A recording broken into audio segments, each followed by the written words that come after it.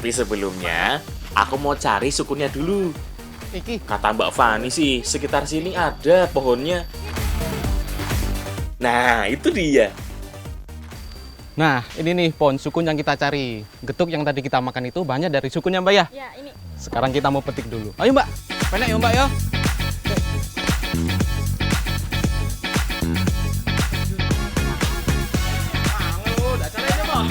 Nah, buah sukun terletak di ketiak daun yang berada di ujung ranting. Agak jauh ya letaknya. Makanya, aku butuh bantuan Galah buat metiknya. Nah, wis akeh ki Mbak Fani. Yuk, bawa pulang sukunnya. Wis ra sabar, pengen cepet masak. Sukun masih kerabat dekat dengan cempedak dan nangka. Sama-sama terlindungi dari duri-duri lunak di kulit buahnya.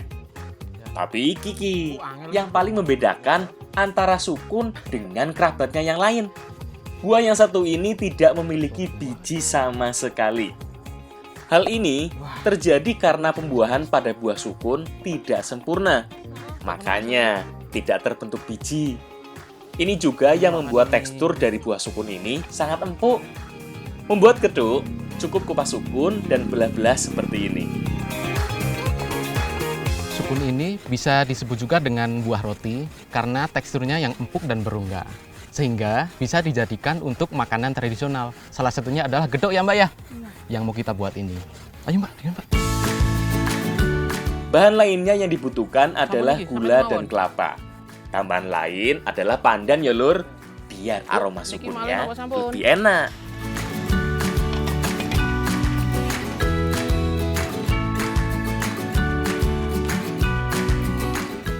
Sukun ini sebelum diolah sebaiknya dikukus dulu agar seratnya lebih empuk dan mudah tercampur sama bahan yang lainnya. Mas, ki pandanmu kayak iki. Apa? Pandan. Astagfirullah. Kelinganku kudu mangan tok. Tambahkan juga dengan daun pandan, biar nanti wanginya menyebar sampai rata. Saat dikukus, pori-pori pada buah sukun akan semakin terbuka. Teksturnya juga akan jadi lebih empuk. Mas, gagal aja ditutup, Pak. Pripun, Bu? Iki kelapane dikukus. Astagfirullah, astagfirullah. Lali mahal ya, Bu. Pergi. Aduh, lah nyandak lo dikake lho, Mbak. Walah, ternyata parutan kelapanya dikukus sekalian. Kalau tanpa dikukus, paling lama hanya bisa bertahan sekitar setengah hari. Tapi dengan dikukus seperti ini, bisa tahan sehari lebih loh. Tahap berikutnya adalah menghaluskan semua bahan-bahan getuknya. Sama seperti getuk yang terbuat dari singkong yo. Semua bahan yang sudah dikukus ditumbuk sampai halus. Nah, sambil nunggu sukun kukus, masukkan juga sedikit demi sedikit bahan lainnya, seperti gula dan parutan kelapa. Sukun yang udah dikukus dan ditumbuk ini mirip seperti singkong ya, Bu ya? Tapi saya coba dulu ya. Ya, Mas, rasane. Empuk. Tapi enak iki loh, Bu loh. Tenang loh. Setelah dikukus, zat patinya makin keluar ya lur. Makane, teksturnya jadi lebih kenyal begini. Biar makin cantik, kasih dengan pewarna makanan. Nggak wajib ya lur, tapi dengan dibuat cantik begini tampilannya, kan anak-anak jadi suka. Terakhir, bentuk getuk dengan cetakan kerucut ini. Cetakan yang biasa digunakan untuk membuat tumpeng. Piye tampilannya? Cantik toh? Mbak. Bukan cuma tampilannya yang apik, rasanya juga ciamik.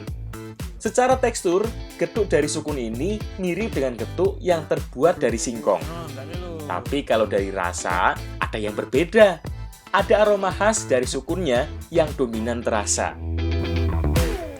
Sukun ini adalah salah satu makanan yang mengenyangkan karena memiliki kandungan kalori yang hampir sama seperti nasi. Tapi dengan kandungan seratnya lebih tinggi, kalau makan ini kenyangnya awet ya, Mbak ya? Nambah lagi, Mbak ya? Namanya juga bahan makanan yang sudah digunakan sejak lebih dari 4.000 tahun lalu yo.